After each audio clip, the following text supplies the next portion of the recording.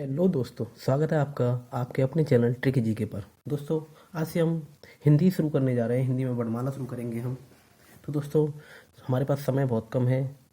UP police constable की date भी आ चुकी है, तो उसको ध्यान में रखते हुए हम स्पीड में इसको कवर करेंगे और विस्तार से करेंगे इसको हम हिंदी को। तो वर्णमाला शुरू करते हैं। वर्णमाला, वर्णमाला में वर्णमाला जानने से पहले हम वर्ड को जानेंगे। वर्ड क्या होता है? वर्ड वह ध्वनि जिसके और टुकड़े न हो सके। वर्ड क्या होता है? तो वर्ड वह ध्वनि जिसके और टुकड़े न हो सके।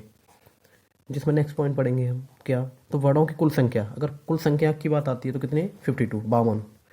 वर्डों की कुल संख्या 52। तीसरा पॉइंट है हमारा, भाषा की लघुत्तम या सबसे छोटी इकाई। लघुत्तम को हम क्या कहते हैं? छोटी इकाई कह देते हैं। एग्जाम्स में आएगा या तो लघुत्तम आएगा या सबसे छोटी इकाई आएगा। तो भाषा की लघुत्तम या सबसे छोटी इकाई क्या होती है? तो वर्ड होती है। वर्ड या अक्षर। वर्ड को हम अक्षर भी कह सकते हैं। भाषा की लघुत्तम इकाई क्या होती है? तो वर्ड या अक्षर। अगर एग्जाम्स में इन दोनों में से एक और ऑप्शन आए, इनके साथ में स्वर्णिम आ जाए, तो स्वर्णिम तो हम उसको टिक करेंगे, क्योंकि सबसे छोटी अगर बात करें तो स्वर्णिम होता है। ठीक है। वर्ड आप जानते ही हैं क्या होते हैं। वर्ड जैसे जिनके और टुकड़े नहीं हो सकते, अ, आ, ई एक्सेट्रा, जो भी है ना, वैसे ही सेम। नेक्स्ट पॉइंट, तीन वर्णों को छोड़कर वर्णमाला के सभी वर्ण कैसे होते हैं? पुल्लिंग। तीन वर्णों को छोड़कर वर्णमाला के सभी वर्ड कैसे होते हैं? तो पुल्लिंग। और तीन वर्ड कौन से होते हैं वो? तो वो होते हैं छोटी ई, बड़ी ई और ऋषि वाला र, जिसे हम रिड्री बोलते हैं। ठीक है। ये क्या होता है? स्त्रीलिंग। क्वेश्चन ऐसे भी आ जाता है कि अपवादों को छोड़कर वर्णमाला के सभी वर्ड होते हैं, तो क्या कहेंगे हम? पुल्लिंग। क्वेश्चन कैसे आएगा? अपवादों को छोड़कर वर्णमाला के सभी वर्ण पुल्लिंग होते हैं। ओके। नेक्स्ट पॉइंट, वर्णमाला में वर्ड के मुख्यतः कितने भेद हैं? दो भेद हैं। सभी जानते हैं, जो नहीं जानते हैं वो भी जान जाएंगे। पहला कौन सा होता है? स्वर। दूसरा होता है व्यंजन। टोटल इन दोनों को मिला के संख्या कितनी? तो 52, जिसमें स्वरों की संख्या कितनी? 11 होती है। पहले क्या हुआ करता था कि पूर्व में स्वर की संख्या कितनी होती थी? तो पूर्व में देखिए, पूर्व में स्वरों की संख्या 14 हुआ करती थी। पूर्व में स्वर कितने होते थे? 14। अब ये 14 कौन से होते थे? अ, आ, ए, ई, ओ, ऊ, इधर नहीं देखा, ऋषि वाला र, री, री, री, री, ए, आई, ओ,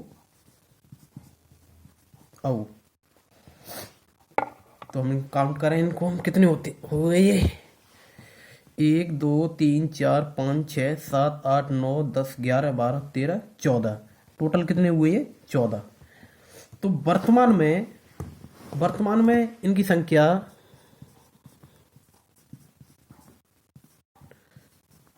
वर्तमान में स्वर कितने? तो 11। अब इसमें 11 में कौन से? अ, आ, ए, ई, ओ, ऊ, री, ए, आई, ओ, औ। काउंट करके देख लें, देख लें, हम गिनती कर लें इनकी। 1 2 3 4 5 6 7 8 9 10 11। ठीक है। अब इनमें हटाए कौन से? इसमें हटाए कौन से? जिन्हें स्वर नहीं माना गया हिंदी में, तो उनको देख लेते हैं।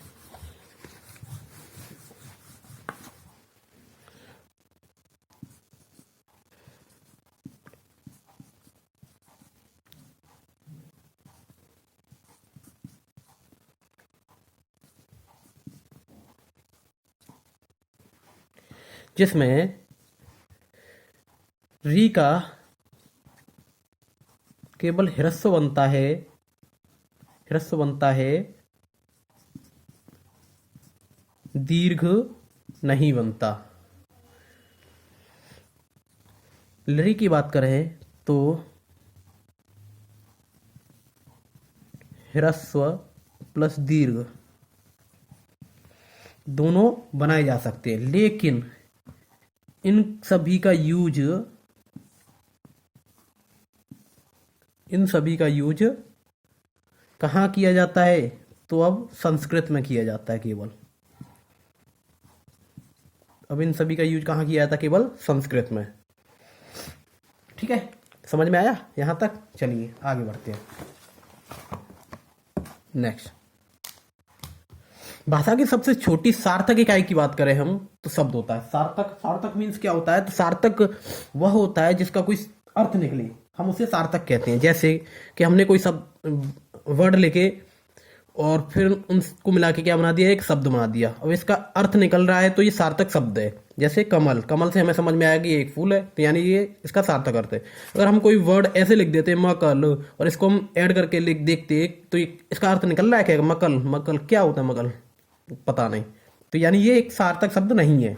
ठीक है, नेक्स्ट पॉइंट, व्याकरण की दृष्टि से भाषा की सबसे छोटी इकाई, व्याकरण की दृष्टि से अगर बात करें तो पद। पद क्या होता है? कई शब्दों को मिलके पद बनता है।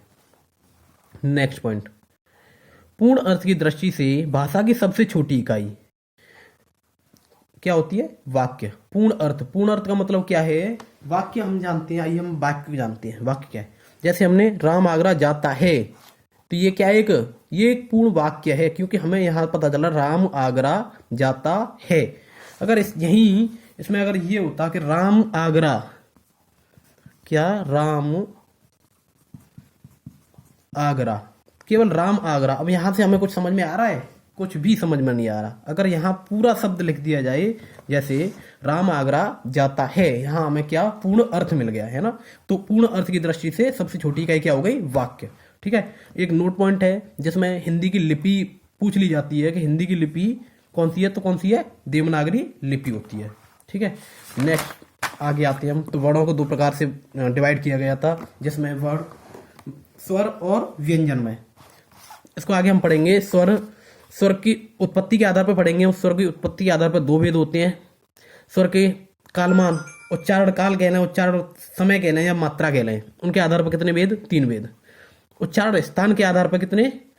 6। जीव प्रयोग के आधार पर 3, उष्ट प्रयोग के आधार पर 2, मुख आकृति के आधार पर 4 और जाति के आधार पर 2। ऐसे ही हम व्यंजन को भी पढ़ेंगे।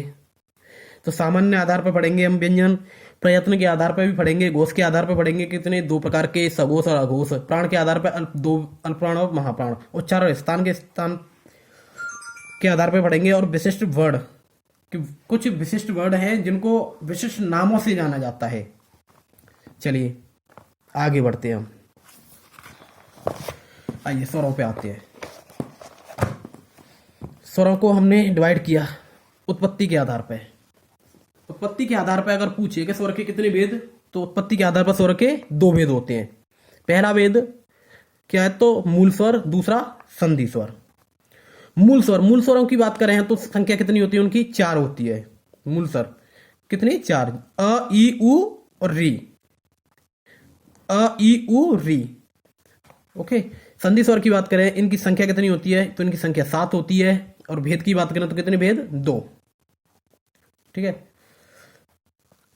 संधि स्वर, संधि स्वर में कितनी ध्वनियां निकलती हैं? 2 निकलती हैं। और मूल स्वर में केवल 1, इसीलिए उसे मूल स्वर कहते हैं। संधि स्वर के भेद 2 होते हैं। संधि स्वर के 2 में कौन से? मूल दीर्घ स्वर होते हैं और एक संयुक्त या मिश्रित स्वर होते हैं। मूल दीर्घ स्वर कौन से? तो आ, ई, उ। ठीक है, ये दीर्घ स्वर होते हैं। आ, ई, उ, ये दीर्घ। संयुक्त स्वर की बात करें तो क्या? ए, ऐ, ओ, औ। ठीक है, ए ऐ ओ औ। अगर दीर्घ स्वर की बात करते हैं, उसने मूल दीर्घ स्वर बोला एग्जाम में तो 3 बताने मूल दीर्घ स्वर।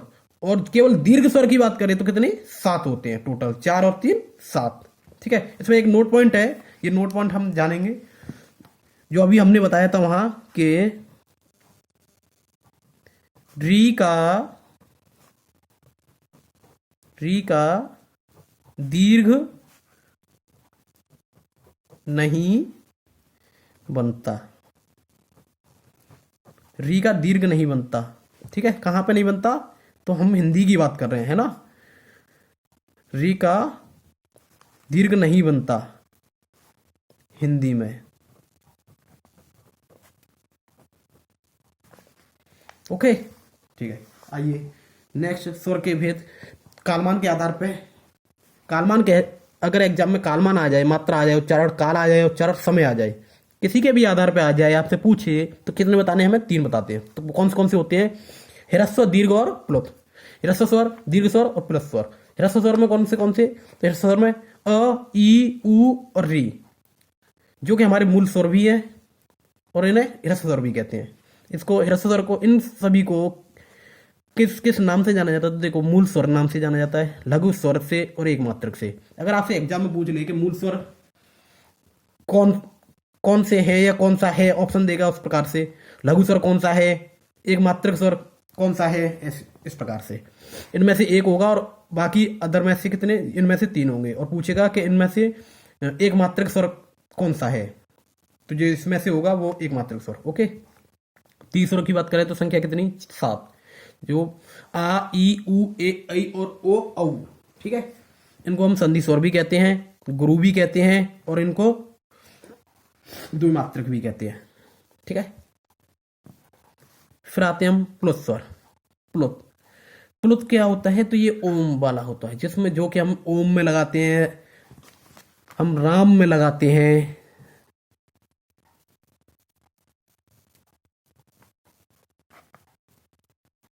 ठीक है, इस प्रकार से लगाते हैं, राम में लगाते हैं। तो ये क्या है, प्लुत स्वर। ये त्रिमात्रक होता है, त्रिमात्रक होता है। एक नोट पॉइंट पर विचार, एक नोट पॉइंट है जो कि प्लुत स्वर को उछलते हुए स्वर कहा जाता है। इसे नोट पॉइंट को स्टार लगा लेना, इंपॉर्टेंट कर लेना, क्योंकि ये पूछा जाता है एग्जाम्स में। उछलते हुए स्वर किसे कहा जाता है, तो किसे कहा जाता है, प्लुत स्वर को। ठीक है, ओके। आगे क्लास, नेक्स्ट क्लास में हम कवर करेंगे आगे, और स्पीड से करेंगे हम उसको भी इसी प्रकार से। अगर वीडियो आपको पसंद आई हो तो लाइक करें, सब्सक्राइब करें एंड शेयर करना न भूलें। धन्यवाद, मिलते हैं अगली क्लास में।